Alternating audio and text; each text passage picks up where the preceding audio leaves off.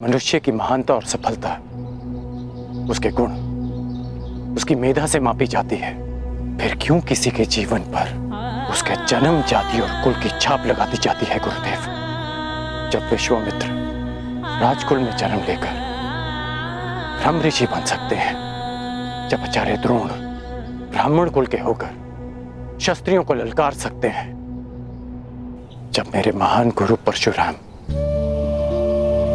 एक ब्राह्मण होकर शस्त्र धारण कर सकते हैं, तो फिर सूत पुत्र के साथ अन्याय क्यों गुरुदेव? क्यों ऐसा होता है कि यदि एक सूत पुत्र वेद की ऋचा सुन ले तो उसके मुख में पिघला शीशा भर दिया जाता है? क्यों किसी शूद्र को शिक्षा के अधिकार से वंचित रखा जाता है?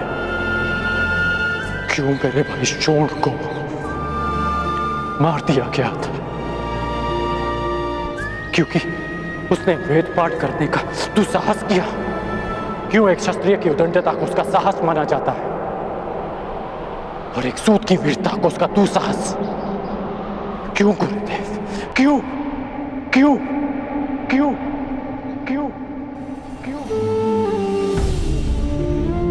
जिन ब्रह्मदेव के दिव्यास्त्र आपने मुझे सौंपे, उन्होंने सृष्टि की रचना में क्या कोई भेदभाव किया? जन्म से लेकर अभी शरण में आने तक सदैव अपमान सा आपके चरणों में आया तो लगा कि हाँ, मुझ में भी प्राण है। आपकी छत्रो छाया से वंचित नहीं होना चाहता था गुरुदेव।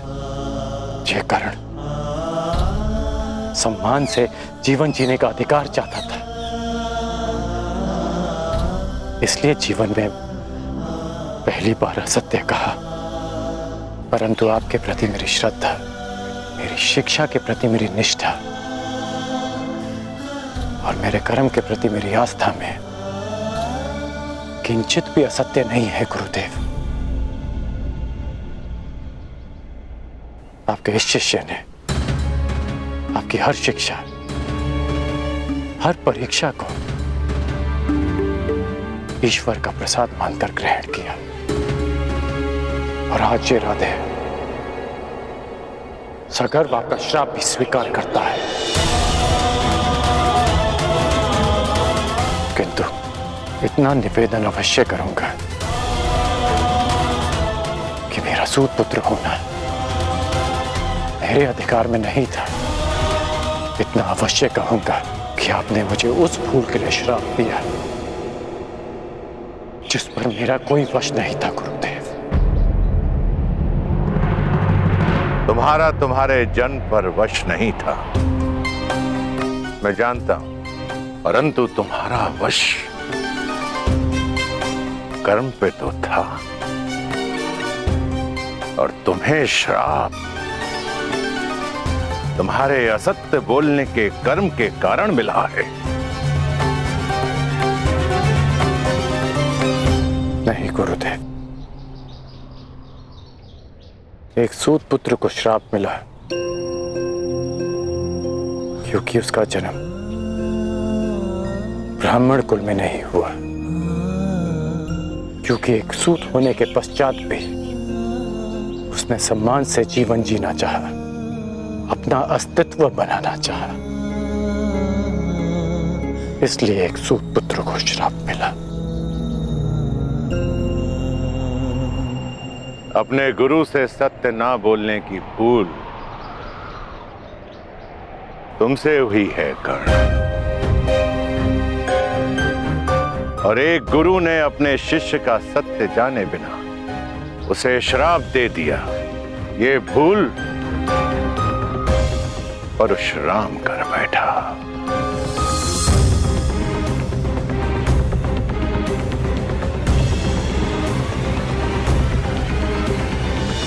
मेरे द्वारा दिए गए श्राप को मैं वापस तो नहीं ले सकता हूं कर्ण, परंतु उसके प्रभाव को कम करने का प्रयत्न अवश्य करूंगा। आज से तुम्हारे बाणों में ऐसा तेज होगा जो तुम्हें मेरे अन्य शिष्यों से भिन्न करेगा।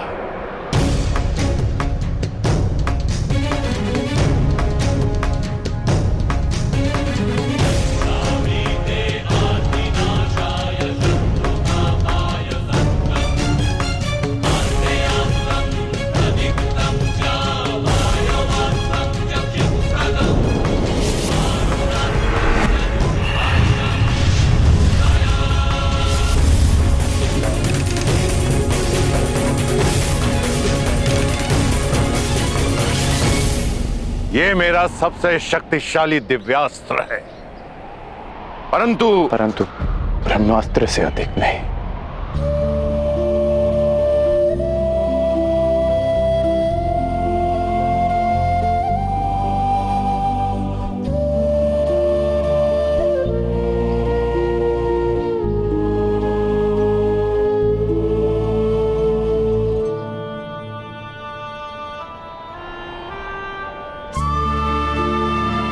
गुरु दक्षिणा मांगिए गुरुदेव। गुरु दक्षिणा क्या मांगू मैं तुमसे कर्ण? सब कुछ तो मैंने तुमसे ले लिया है, अब तो कुछ तुम्हें देना चाहता हूं।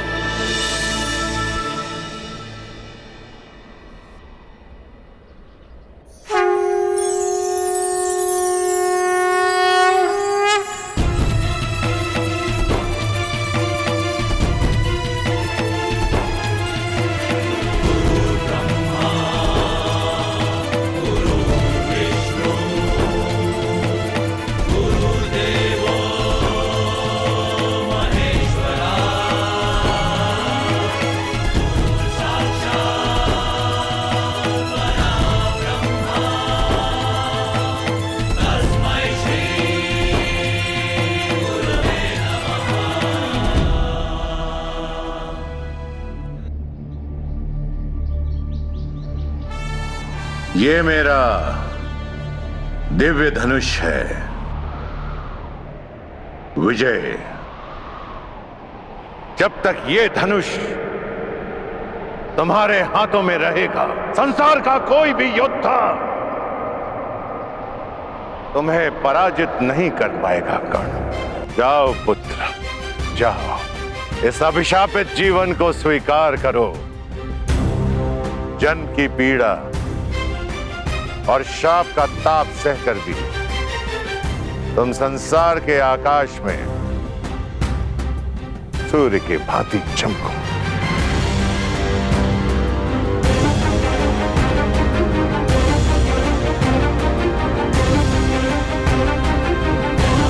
माता की मार संसार का सबसे बड़ा प्यार होता है, और गुरु का श्राप भी महादेव के प्रसाद से कम नहीं। और आपका ये श्राप, ये राधेकरण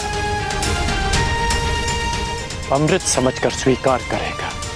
इतिहासकरण का नाम स्वयं में कैसे समाहित करेगा मैं नहीं जानता, लेकिन एक बात का वचन देता हूं कि आपको आपके इस शिष्य पर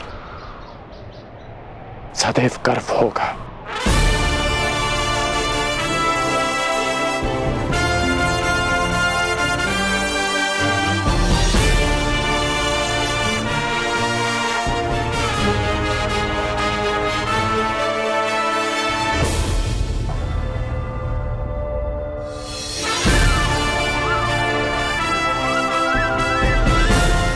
आज से मेरा नया जीवन प्रारंभ होता है।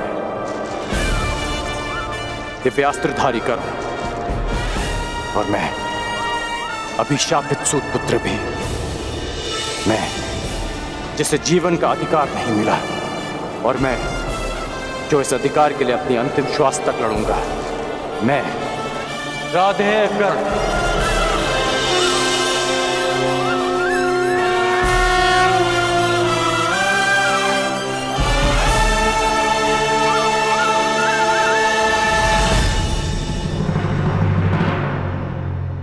परशुराम शिष्य, हस्तिनापुर के राजगुरु, महायोद्धा प्रतापी आचार्य द्रोण पधार रहे हैं।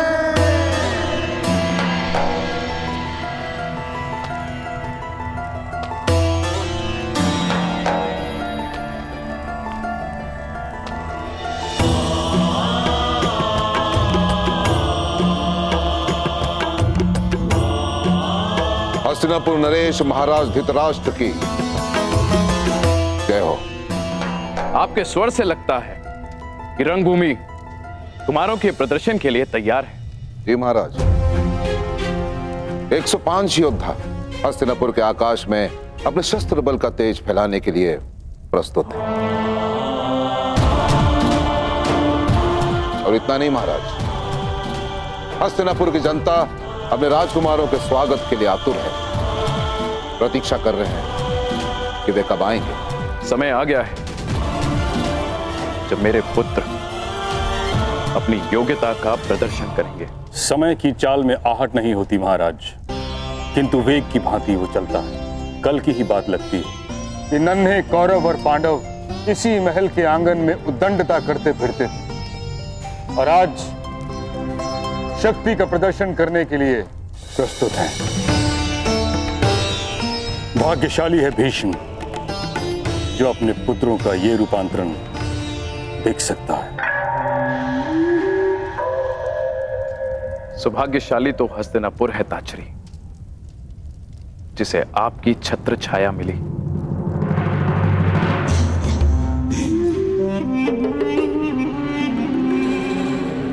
निसंदेह महाराज, निसंदेह सत्य वचन। जिस राज्य के महाबली भीष्म और महाधनुर्धर द्रोण जैसे स्तंभ हो, वो राज्य सौभाग्यशाली होगा ही। और मुझे पूर्ण विश्वास है कि राजकुमारों का यह प्रदर्शन निश्चित रूप से हस्तिनापुर को गर्वित करेगा। आनंद दुगना हो सकता है महाराज यदि क्या शकुनी? महाराज, चपल धनुर्धर वो है जो एक बाण से 2 लक्ष्य साधे, और चतुर राजनेता वो है जो एक ही आयोजन से 2 प्रयोजन सिद्ध करे।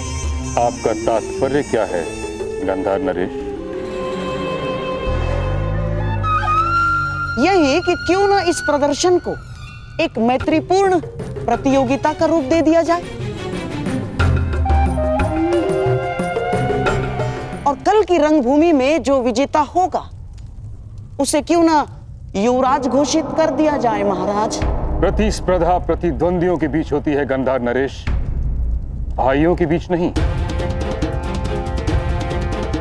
इस प्रदर्शन का लक्ष्य है राजकुमारों की क्षमता को परखना, युवराज का चयन नहीं। मैं तो केवल एक सुझाव दे रहा था महामहिम, और यदि मैं भूल नहीं रहा, यदि मुझे विस्मरण नहीं हुआ है, तो स्वयं आपने ही महाराज को वचन दिया था।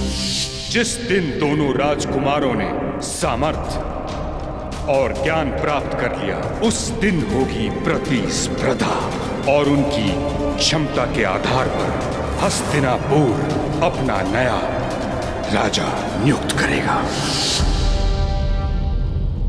अब जब महागुरु द्रोण ने घोषणा कर ही दी है कि 105 राजकुमारों का प्रशिक्षण पूर्ण हो गया है, तो क्यों हस्तिनापुर को युवराज सुख से वंचित रखा जाए? इस राजसभा को अगले सम्राट के दर्शन क्यों न कराए जाए? ना, फिर भी ये एक केवल सुझाव मात्र है, सुझाव मात्र। यदि महाराज धृतराष्ट्र इस प्रतियोगिता को अनुमति दे तो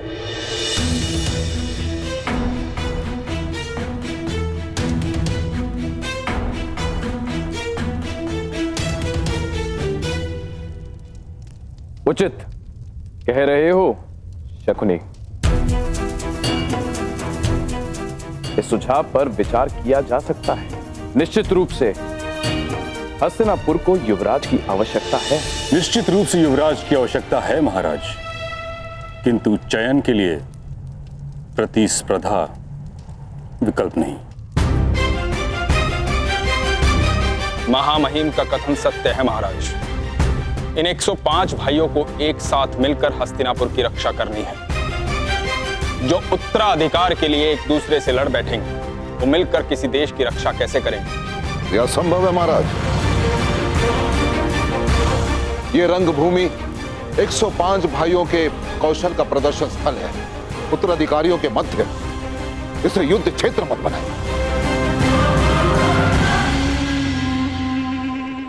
यदि रंगभूमि के इस आयोजन से युवराज के चयन का प्रयोजन सिद्ध होता है तो इसमें खोट क्या है आचार्य? खोट केवल इतना है गंधार नरेश कि कहीं भाइयों के बीच का खेल रक्त रंजित स्पर्धा में न बदल जाए।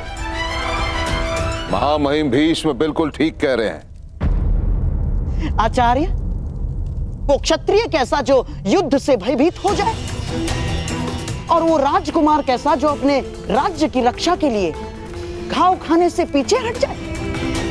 और क्या गुरु द्रोण को अपने शिष्यों पर इतना भी विश्वास नहीं कि वे तनिक पीड़ा सह सकेंगे? और क्या महामहिम भीष्म को अपने कुल के रक्त की परीक्षा लेना क्या इतना कठिन प्रतीत हो रहा है? क्यों?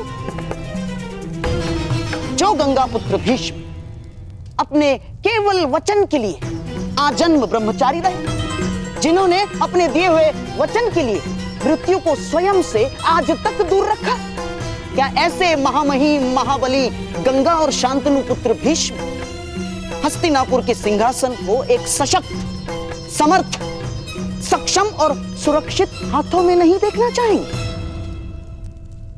मैं मानता हूं ताछरी कि राजकुमारों के लिए यह प्रतियोगिता बहुत कठिन होगी, परंतु मुझे आचार्य द्रोण की शिक्षा पर पूर्ण विश्वास है कि सभी राजकुमार इस प्रतियोगिता को मैत्रीपूर्ण भाव से लेंगे। फिर सभी राजकुमारों को एक नियम से बांध दिया जाएगा।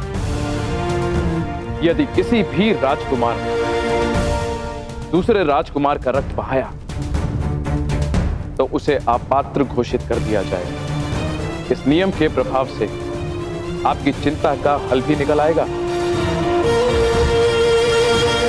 और हस्तिनापुर को उसका युवराज भी मिल जाएगा। कहिए ताछरी, क्या ये उचित नहीं? जैसी महाराज की इच्छा। तो फिर यह निश्चित रहा कि कल सभी राजकुमारों के बीच शक्ति प्रदर्शन होगा और मुझे पूर्ण विश्वास है कि विजेता वही होगा जो सर्वश्रेष्ठ होगा।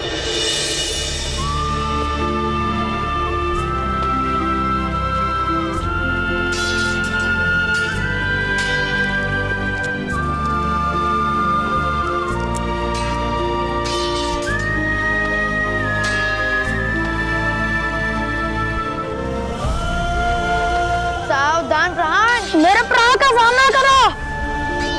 क्या आप भी कल रंगभूमि में प्रदर्शन करोगे कौरव और पांडवों के साथ? प्रदर्शन? कैसा प्रदर्शन? कल हस्तिनापुर के 105 राजकुमारों का शक्ति प्रदर्शन है।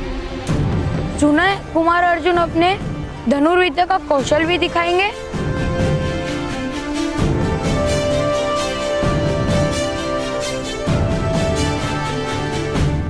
कल की प्रतियोगिता में कौन किसके साथ द्वंद्व करेगा, यह निश्चय आप करेंगे। प्रतियोगिता पक्षपात रहित होनी चाहिए महामहिम। आप आचार्य द्रोण पर संदेह कर रहे हैं गंधार नरेश। नहीं महामहिम, कदापि नहीं। मैं तो केवल मानवीय निर्बलता की बात कर रहा हूं। कितना भी प्रयास कर लीजिए, घुटना पेट की ओर ही मुड़ता है, और ना चाहते हुए भी एक माता अपने पुत्र के पक्ष में ही बोलती है महामहिम।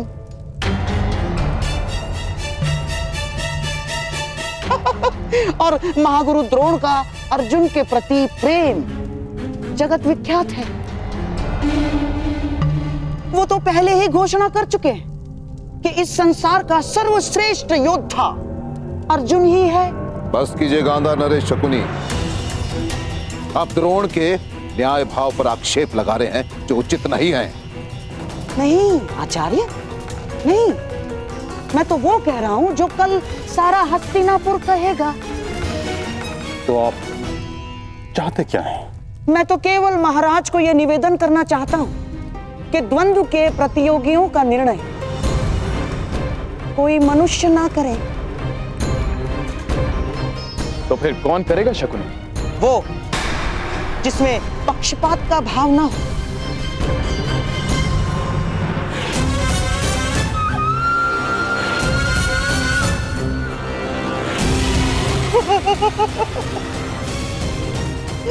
ये मेरे पास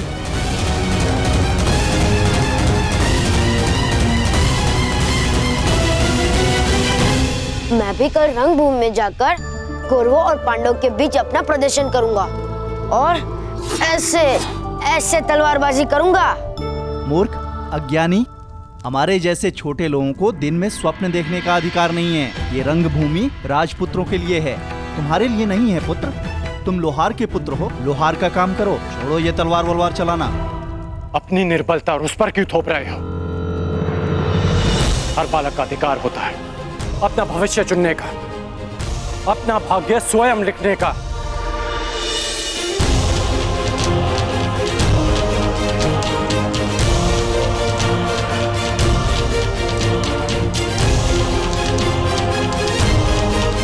छोटे मित्र, कभी स्वप्न देखना मत छोड़ना और उसे पूरा करने का परिश्रम करना भी मत छोड़ना। कौन से देश से आए हो मित्र? मनुष्य का भाग्य उसके जन्म से ही निश्चित हो जाता है, यही नीति है। यदि यही नीति है तो इस नीति को बदल दूंगा मैं। हस्तिनापुर के मस्तक पर अपने बाणों की नोक से अपना भाग्य स्वयं लिखेगा, ये याद रहे।